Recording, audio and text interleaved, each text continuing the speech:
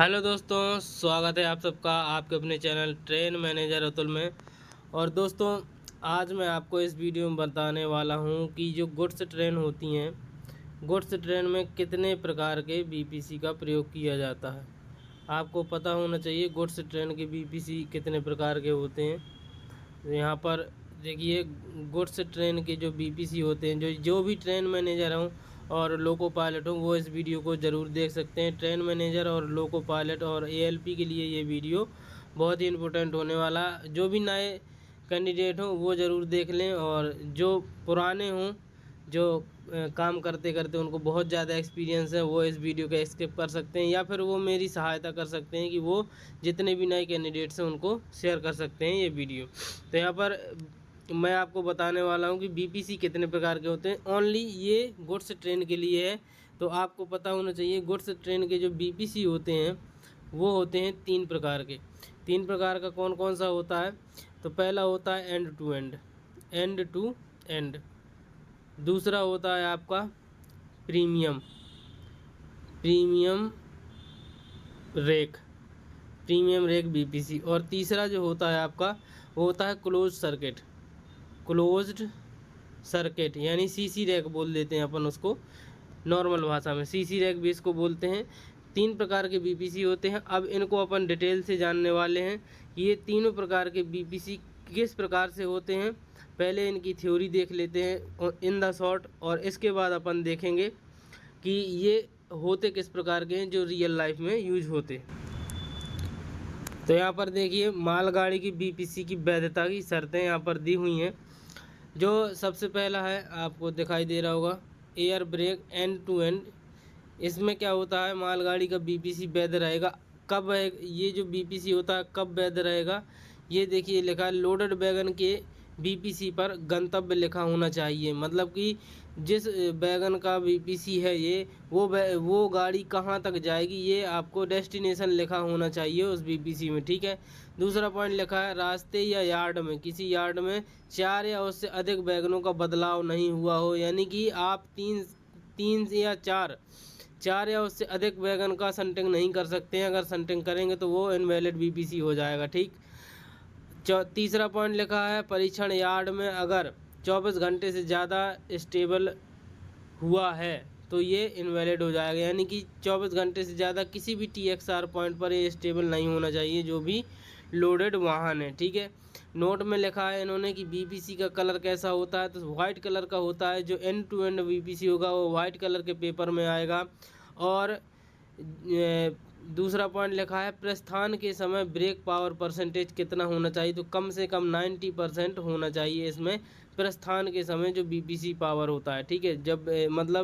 जब बीपीसी बनता है और इसके बाद गाड़ी लोड होकर चलती है तो उस समय 90% बीपीसी कम से कम होना चाहिए, यानी ब्रेक पावर कम से कम 90% गाड़ी के अंदर होना चाहिए। अब देखिए, जो दूसरे टाइप का बीपीसी आता है वो होता है प्रीमियम एंड टू एंड, यानी इसको हम प्रीमियम रेक भी कहते हैं, ठीक है। यहाँ पर देखिए, इसके पॉइंट देख लेते हैं। पहला पॉइंट है, बीपीसी की वैधता खाली दशा में 12 दिन, लोडेड दशा में 15 दिन होती है। अगर एम्प्टी गाड़ी है, एम्प्टी गाड़ी का बीपीसी बनता है तो उसकी जो वैलिडिटी होगी वो 12 दिन की होगी। और अगर लोडेड गाड़ी का बीपीसी है तो उसकी वैलिडिटी 15 दिन की होगी। ये आपको याद रखना है, ठीक है। 2 पॉइंट एक साथ कि वैलिडिटी कैसी, यानी अगर एम्प्टी गाड़ी है, आपको खाली गाड़ी का अगर बीपीसी बना है तो वो 12 दिन तक वैलिड रहेगा। और अगर लोडेड गाड़ी का बीपीसी है तो वो 15 दिन तक वैलिड रहेगा, ठीक है। 12 + 3 दिन, ऐसा आप कह सकते हैं, ठीक। दूसरा पॉइंट है, रास्ते या यार्ड में 4 या 4 से अधिक वैगनों का बदलाव ना हुआ हो। मतलब कि 4 वैगन तक तो आप संटिंग कर सकते हैं, उससे अधिक अगर संटिंग की गई है तो वहाँ पर बीपीसी इनवैलिड हो जाएगा और आपको दोबारा बीपीसी के लिए मांग करना पड़ेगा। जो भी यथास्थिति होगी वो की जाएगी उस दशा में, अगर रास्ते यार्ड में 4 या उससे अधिक वैगनों का बदलाव किया गया है। तीसरा पॉइंट है, परीक्षण यार्ड में 24 घंटे से ज़्यादा स्टेबल ना हुआ हो। मतलब कि किसी भी टीएक्सआर पॉइंट में 24 घंटे से ज़्यादा आप स्टेबल नहीं करवा सकते। अगर किया गया है तो ये बीपीसी इनवैलिड हो जाएगा, ठीक है। और होने के साथ साथ आपको फिर जीडीआर करना पड़ेगा और आप सत्यापित करेंगे, ठीक। यहाँ पर चौथा पॉइंट है, देखिए कि बीपीसी का कलर कैसा होता है। तो जो प्रीमियम एंड टू एंड होता है यानी प्रीमियम रेक होता है वो ग्रीन कलर का होता है।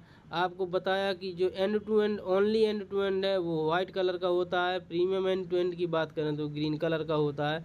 और प्रस्थान के समय ब्रेक पावर परसेंटेज 95% से कम नहीं होना चाहिए। यानी एंड टू एंड में कितना परसेंट था, 90%, और जो प्रीमियम रेक है उसमें 95% से कम नहीं होना चाहिए किसी भी दशा में। अगर कम है तो फिर ये वैलिड नहीं होगा। अगला देख लेते हैं अपन, ये है देखिए सीसी रेक। तीसरा प्रकार का जो आता है मालगाड़ी में जो बीपीसी आता है वो होता है सीसी रेक, यानी क्लोज सर्किट। क्लोज्ड सर्किट इसका नाम है, क्लोज सर्किट बीपीसी। ठीक है, इसमें क्या होता है कि बीपीसी की वैधता या तो 7500 किलोमीटर या 30 + 5 डेज, जो भी पहले हो मान होगा। ठीक है, इसमें कई प्रकार के आते हैं, आपको बता दें जो मैंने अभी तक देखे हैं। 6000 भी मैंने देखा है, 9000 किलोमीटर का भी मैंने देखा, 10,000 किलोमीटर का भी मैंने देखा, 7500 किलोमीटर का भी मैंने देखा। 4 प्रकार के देख चुका हूँ। और इनमें अगर दिन की वैधता देखी जाए तो 30 + 5 डेज भी आता है और 35 + 5 डेज भी आता है, 30 + 0 डेज का भी आता है और 35 + 0 डेज का भी मैंने देखा है। 4 प्रकार के इसमें भी मैं देख चुका हूँ। तो ये क्लोज सर्किट में आप लोगों को देख लेना वैलिडिटी। ठीक है, अब देखिए दूसरा पॉइंट क्या है। दूसरा पॉइंट है कि कोई भी बदलावमान नहीं है, केवल संरक्षा प्रभावित होने की दशा में केवल डिटैच किया जा सकता है। मतलब इसमें आप बीच रास्ते में या किसी भी यार्ड में आप एक किसी भी प्रकार की संटिंग नहीं कर सकते। जो 4 वाला सिस्टम था वो सिर्फ ऊपर के 2 लोगों के लिए था, यानी एंड टू एंड के लिए और प्रीमियम रेक के लिए। बाकी सीसी रेक है जो उसमें आप काटा पीटी नहीं कर सकते। आप काटा पीटी कब कर सकते हैं, जब संरक्षा प्रभावित होने वाली हो। किसी भी दशा में अगर संरक्षा प्रभावित हो रही है तभी आपको डिटैचमेंट करना है। ठीक है, देखिए तीसरा पॉइंट है आपका परीक्षण यार्ड में अगर 24 घंटे से ज़्यादा खड़ी हुई है तो गाड़ी तो आपको बीपीसी इनवैलिड हो जाएगा, यानी 24 घंटे से ज़्यादा आपको स्टेबल नहीं करवा सकते। अब देखिए बीपीसी कलर कैसा होता है, ये होता है पीला। यानी कि एंड टू एंड का कलर कैसा था, वो था वाइट।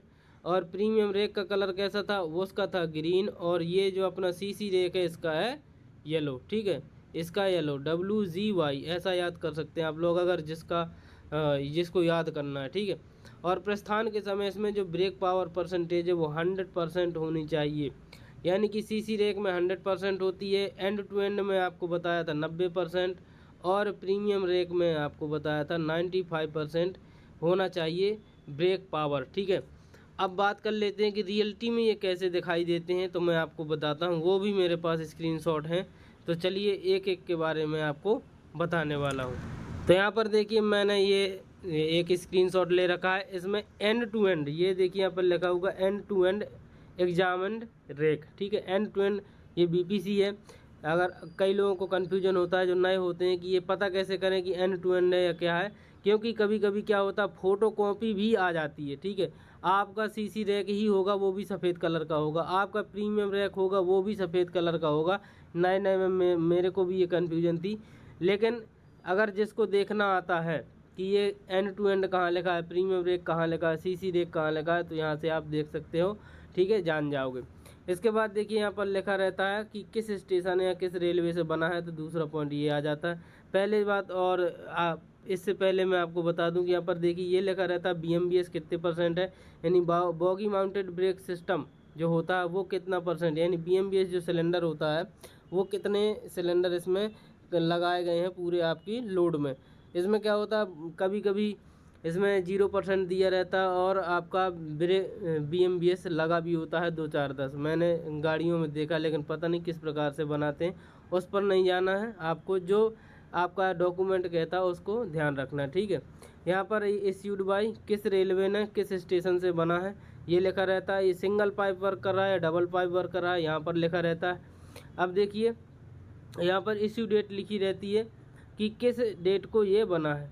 यहाँ पर देखिए इशू डेट है, इसमें कोई वैलिडिटी नहीं होती। आपको पता है एंड टू एंड होता है, मतलब इसमें डेस्टिनेशन होगा कहाँ तक ये गाड़ी जानी है, कहाँ तक ये गाड़ी जानी है, इसका डेस्टिनेशन होता है इसमें। ठीक है, और यहाँ पर ये देख सकते हैं आप लोग कि डेस्टिनेशन ये लिखा हुआ स्टेशन GHD यहाँ तक जानी है। यहाँ पर देखिए ये बना कहाँ था, यहाँ पर PTRU yard DHN DHN ECR में बना था और GHD यहाँ तक जाना है ये, ठीक है। और इसका BPC यहाँ पर देखिए 96% है, यानी कि 90% से कम नहीं होना चाहिए इसका भी ब्रेक पावर, और यहाँ पर 96% है, तो ये अपन वैलिड मान लेंगे, ठीक है। यहाँ पर देखिए बाकी सभी चीज़ें जितना भी आपका लोड होगा उन सब के नंबर होंगे, ये नंबर आपकी गाड़ी से आपको मिलाने हैं जब भी आप चार्ज लेते हैं तब। यहाँ पर देखिए ये है मेरे पास कौन सा क्लोज सर्किट CC रेक वाला, ठीक।